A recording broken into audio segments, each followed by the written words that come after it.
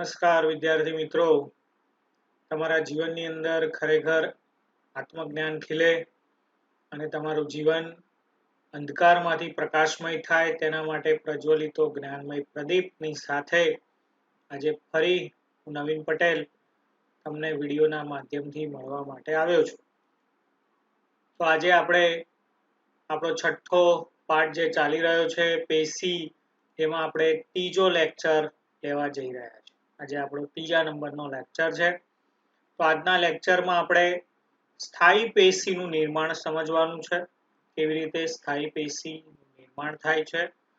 સાથે સાથે સરળ સ્થાયી પેશી જેનો એક પ્રકાર છે તેની પણ વાત કરવાના છીએ, જેની અંદર મૃદુતક પેશી, સ્થૂલકોણક પેશી અને દ્રઢોતક પેશી, આજે સરળ સ્થાયી પેશીના અંદરના 3 પેટા પ્રકારો છે તેની આપણે આજે વાત કરવાના છીએ.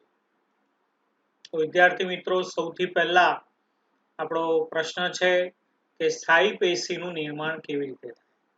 તો વર્ધનશીલ પેશી જે આપણે શીખી ગયા છે, વર્ધનશીલ પેશીનું કામ શું? તો નવા કોષો બનાવવા, તેની વાત આપણે કરી હતી. તો વર્ધનશીલ પેશી કોષ વિભાજન કરશે, એટલે વિભાજન પામેલા કોષો, જે નવા બનાવેલા કોષો, તે શું કરશે? તો વિશિષ્ટ કાર્ય કરશે. અને વિશિષ્ટ કાર્ય કરવા માટે તે વિભાજન ક્ષમતા ગુમાવશે. જ્યારે વર્ધનશીલ પેશીના કોષો, આ બરોબર સમજી લેજો વિદ્યાર્થી મિત્રો, વર્ધનશીલ પેશીના કોષો કોષ વિભાજન કરશે. એટલે વર્ધનશીલ પેશી વિભાજન પામેલા કોષો છે, જે નવા કોષો બન્યા છે, તે જ જે નવા કોષોનું નિર્માણ થયું છે. હવે જે આ નવા કોષો બન્યા, એ નવા કોષો શું કરશે? તો વિશિષ્ટ કાર્ય કરશે. હવે જે વિશિષ્ટ કાર્ય કરવા માટે જે અલગ અલગ કોષો સમૂહ રચાયો, હવે તે કોષો પછી વિભાજન કરવાની ક્ષમતા તે ધરાવશે નહીં. તે વિભાજન ક્ષમતા શું કરે છે? ગુમાવે છે. એટલે એ સ્થાયી પેશીના કોષો થયા. જે સ્થાયી પેશીના કોષો છે તે વિભાજન ક્ષમતા ધરાવતા નથી. તે વિભાજન કરવાની ક્ષમતા તે ધરાવશે નહીં, એટલે તે નવા કોષોનું નિર્માણ કરશે નહીં. આ બરોબર સમજી લેજો. વર્ધનશીલ પેશીના કોષો નવા કોષો બનાવશે, જ્યારે સ્થાયી પેશી એ વર્ધનશીલ પેશીમાંથી નિર્માણ થયેલા જે કોષો છે તે વિશિષ્ટ કાર્ય કરવા માટે એક સમૂહ બનાવશે, અને તે સ્થાયી પેશી છે. અને તે સ્થાયી પેશીના કોષો તે વિભાજન ક્ષમતા ગુમાવે છે, વિભાજન કરવાની ક્ષમતા ધરાવતા નથી. એવી જ રીતે આ રીતે સ્થાયી પેશીનું શું થાય છે? નિર્માણ થાય છે. આ રીતે સ્થાયી પેશી આપણને મળે છે. કોષો કયા કાર્યો કરવા માટે જવાબદાર છે? તો અલગ અલગ કાર્યો કરવા માટે તે જવાબદાર છે. અને કોષો જે કાર્યો કરે છે તે સ્થાયી સ્વરૂપનો એક આકાર પ્રાપ્ત કરે છે. કોષો કાર્યો કરવા માટે એક સ્થાયી સ્વરૂપનો આકાર પ્રાપ્ત કરે છે, અને તે પ્રાપ્ત કરવાની ક્રિયાને વિભેદીકરણ કહે છે. જે સ્થાયી પેશીના કોષો છે તે કાર્ય કરવા માટે એક સ્થાયી સ્વરૂપનો આકાર પ્રાપ્ત કરવાની ક્રિયાને વિભેદીકરણ કહે છે. અને કોષો વિભેદીકરણ પામીને તે સ્થાયી પેશીનું શું કરે છે? નિર્માણ કરે છે. ચોક્કસ કાર્ય કરવા માટે એક સ્થાયી સ્વરૂપનો આકાર પ્રાપ્ત કરે છે, અને તે સ્થાયી પેશીનું શું કરે છે? નિર્માણ કરે છે. અને તે ચોક્કસ આકાર પ્રાપ્ત કરવાની ક્રિયાને વિભેદીકરણ કહે છે. એટલે કે વિભાજન થાય છે. કોનું વિભાજન થાય છે?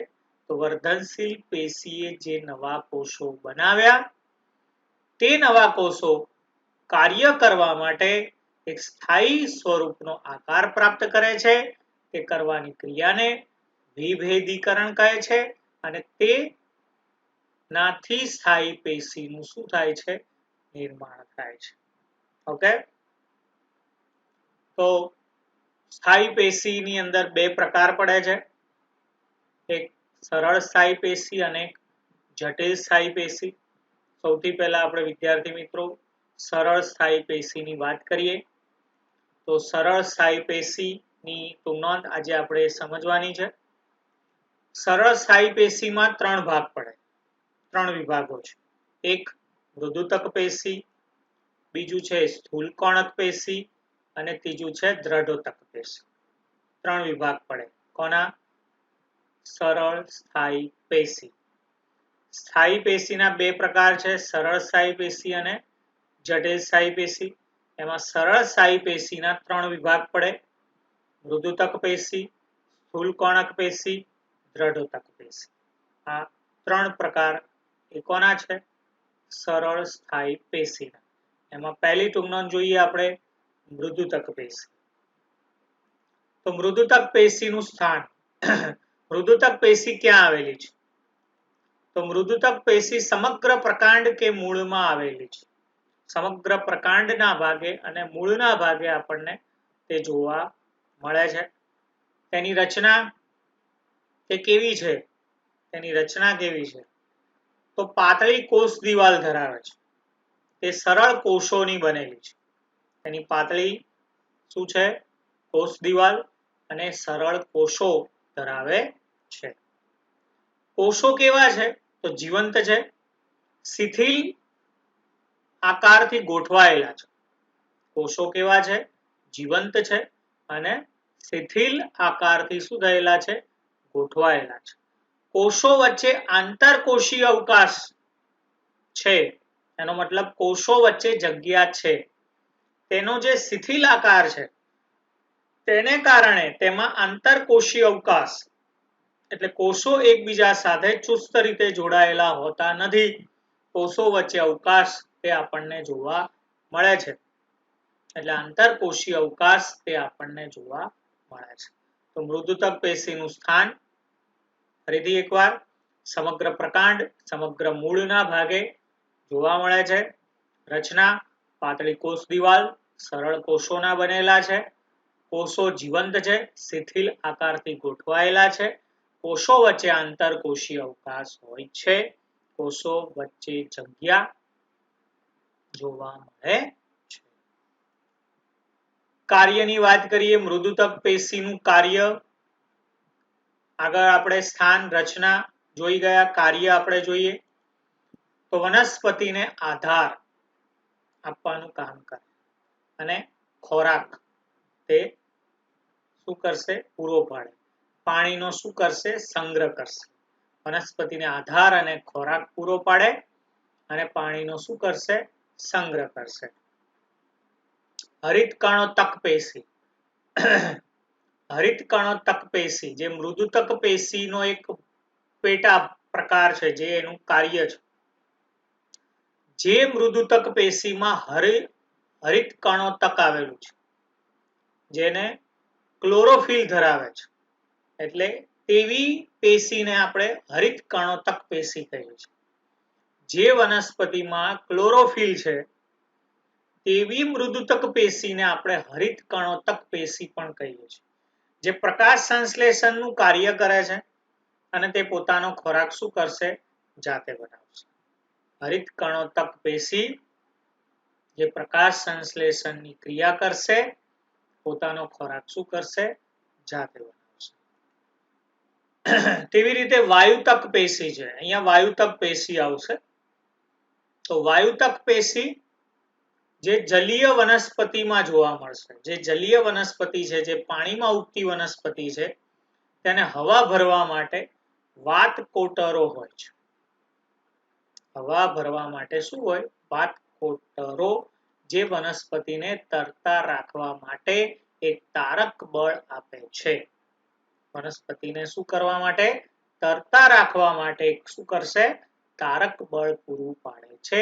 તેને વાયુતક પેશી, જેમાં હવા ભરવા માટે વાતકોટરો આપણને જોવા મળે છે. તો એના કાર્ય થયા. એક મૃદુતક પેશીનું મુખ્ય કાર્ય શું? તો વનસ્પતિને આધાર આપવાનું, ખોરાક બનાવવાનું, પાણીનો સંગ્રહ કરવાનો. ખોરાક અને પાણીનો પણ સંગ્રહ કરાય. હરિત કણોતક જેમાં ક્લોરોફિલ હોય તેવી મૃદુતક પેશીને હરિત કણોતક પેશી કહેવાય, જે પ્રકાશ સંશ્લેષણની ક્રિયા કરશે, પોતાનો ખોરાક જાતે બનાવશે. જલીય વનસ્પતિમાં વાયુતક પેશી હોય, જેને હવા ભરવા માટે વાતકોટરો હોય, જેથી વનસ્પતિ તરતા રાખવા માટે તારક બળ પૂરું પાડે છે. તો આ એની મૃદુતક પેશીનું શું થયું? કાર્ય થયું. તો અહીંયા આપણે મૃદુતક પેશીની વાત કરી. આગળ સ્થૂલ કોણક પેશીની આપણે વાત કરીએ. સ્થૂલ કોણક પેશીનું સ્થાન ક્યાં જોવા મળશે? તો જે દ્વિદળીય વનસ્પતિ છે, એવી વનસ્પતિ દ્વિદળીય વનસ્પતિના પર્ણ અને પ્રકાંડ તેમજ પર્ણદંડમાં અધિસ્તરની નીચે અધસ્તરમાં જોવા મળે છે. ક્યાં જોવા મળશે? દ્વિદળીય વનસ્પતિના પર્ણ અને પ્રકાંડમાં આપણને જોવા મળશે, તેમજ પર્ણદંડના અધિસ્તરની નીચે અધસ્તરમાં તે આપણને જોવા મળે. કોની વાત? સ્થૂલ કોણક પેશી.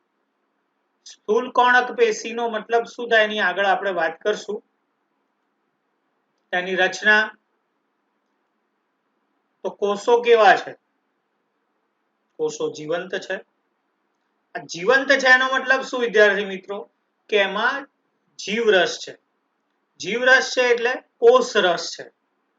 જે કોષોમાં કોષરસ ભરેલું છે તે જીવંત કોષો છે.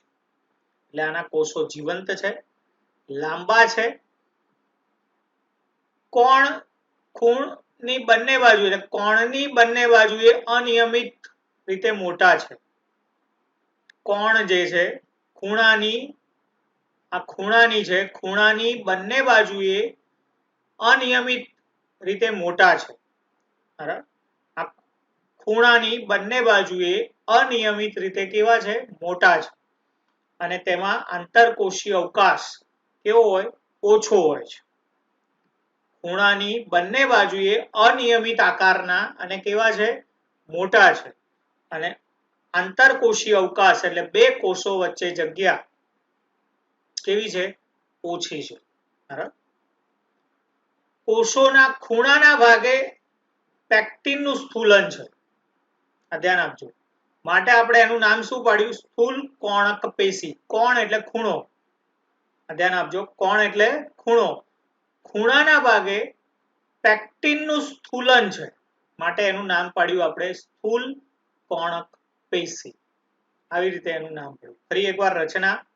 કોષો જીવંત છે, લાંબા છે, ખૂણાની બંને બાજુએ અનિયમિત આકારના મોટા છે, આંતરકોષીય અવકાશ તેમાં કેવો છે? ઓછો છે.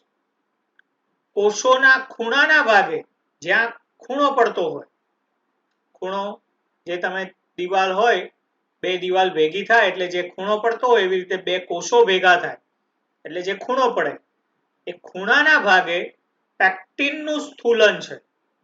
સ્થૂલન એટલે આવરણ છે. પેક્ટિનનું સ્થૂલન છે, માટે એનું નામ શું પાડ્યું આપણે?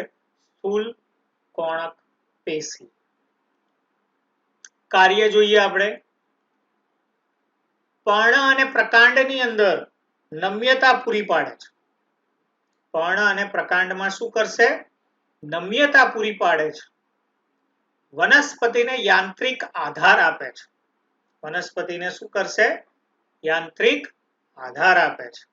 અને સ્થૂલ કોણક પેશી માં મૂળમાં હોતા નથી. આપણે પહેલા જ કીધું ક્યાં હોય છે? તો પર્ણ અને પ્રકાંડમાં હોય છે. તે મૂળમાં હોતા નથી. સ્થૂલ કોણક પેશી એ મૂળમાં હોતા નથી, મૂળમાં જોવા મળશે નહીં. બરાબર?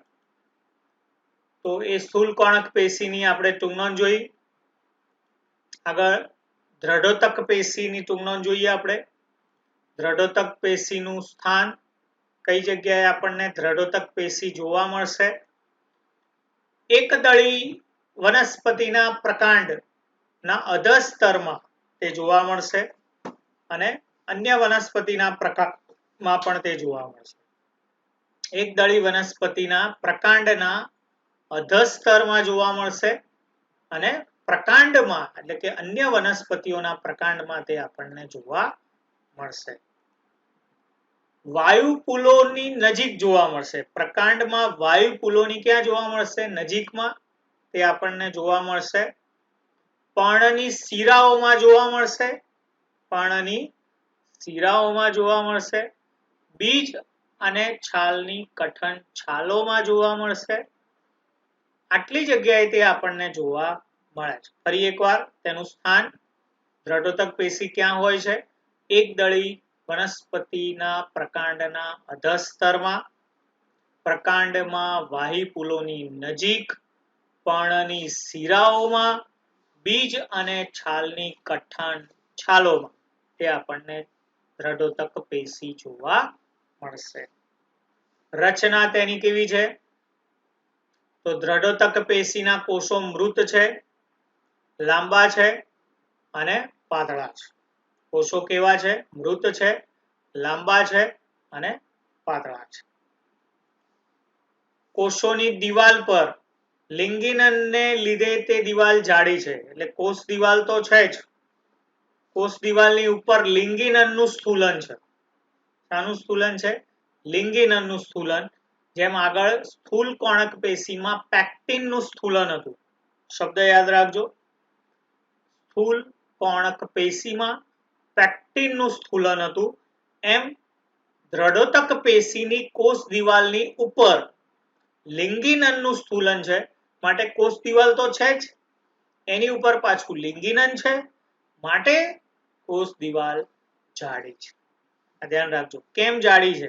પરીક્ષામાં અલગથી પ્રશ્ન પૂછાય કે દ્રઢોતક પેશીની કોષ દિવાલ કેમ જાડી છે? તો તેના કોષની દિવાલ પર લિંગિનનનું સ્થૂલન છે, આવરણ છે, માટે કોષ દિવાલ તો છે જ, પાછું ઉપર લિંગિનનનું સ્થૂલન છે, માટે કોષ દિવાલ તેની જાડી છે.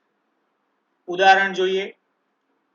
નારિયેળ તમે બધા વિદ્યાર્થી મિત્રો જોયેલું છે.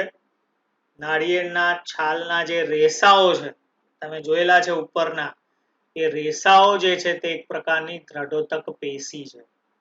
અને શણના રેસા પણ તમે લોકોએ જોયા હશે, શણના કોથળા પણ તમે ક્યાંક જોયા હશે. તો એ શણના રેસા તે પણ એક શું છે? દ્રઢોતક પેશી છે. તો દ્રઢોતક પેશીના ઉદાહરણમાં શું આવશે?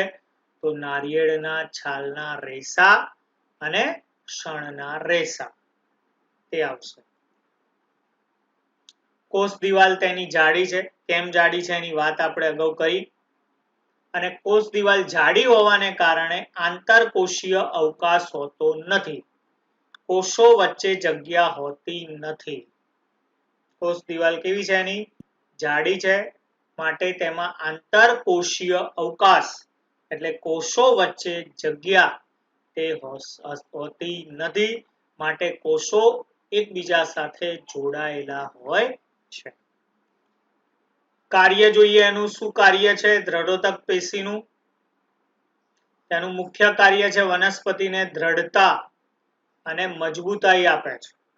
વનસ્પતિને કેવા રાખશે? દ્રઢ અને મજબૂત રાખવાનું તે શું કરશે? કાર્ય કરે છે. આ થઈ દ્રઢોતક પેશીની ટૂંક નોંધ. અહીંયા તમારા માટે આકૃતિ આપણે બતાવી છે. અહીંયા શબ્દ આવતો તો આંતરકોષીય અવકાશ. તો અહીંયા આપણે બતાવ્યું છે કે આ બે કોષો વચ્ચેની જે આ જગ્યા છે જેને આપણે આંતરકોષીય શું કહીએ છીએ? અવકાશ તરીકે ઓળખીએ છીએ. તેવી જ રીતે કોષ દિવાલનું સ્થૂલન જે અહીંયા આપણે બતાવ્યું છે. કોષ કેન્દ્ર અહીંયા બતાવ્યું છે, રસધાની બતાવી છે, કોષ દિવાલ. તો કોષ દિવાલની ઉપરનું જે આ પડ છે તે કોષ દિવાલનું શું છે? સ્થૂલન છે. સ્થૂલન એટલે આવરણ, પડ. અહીંયા આપણે લિંગિનન યુક્ત દિવાલ બતાવી છે. તમે જોઈ શકો છો કોષ દિવાલની ઉપર એક બીજું પડ છે જાડું. તો એ જાડું પડ છે એ લિંગિનન યુક્ત પડ છે, માટે તેની કોષ દિવાલ કેવી હતી? જાડી હતી. આંતરકોષીય અવકાશ તેમાં હતા નથી. બરાબર.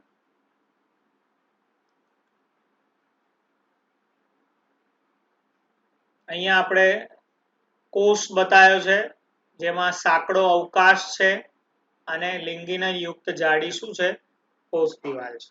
તો અહીંયા તમારી જાણકારી માટે આપણે અહીંયા દ્રઢોતક પેશી અને અગાઉ પણ કેટલાક શબ્દો આવ્યા તેની આકૃતિઓ આપણે અહીંયા બતાવી છે. આકૃતિઓ પણ તમારે દોરવાની છે. અહીંયા આપણી સરળ સ્થાયી પેશી પૂરી થઈ. સરળ સ્થાયી પેશીમાં આપણે કોની વાત કરી? તો મૃદુતક પેશીની વાત કરી, સ્થૂલ કોણક પેશીની વાત કરી અને દ્રઢોતક પેશીની શું કરી? વાત કરી. જેમાં સ્થાન, રચના, કાર્ય, ઉદાહરણ, ઉપયોગ આ બધા એના મુદ્દા છે. મુદ્દા પાડીને પૂરા વાક્યમાં આખી ટૂંકનોંધ શું કરવાની છે? લખવાની છે. તો આજે જે પ્રશ્નો ચાલ્યા એક વખત લખવાના છે, 3 થી 4 વખત તમારે વાંચવાના છે.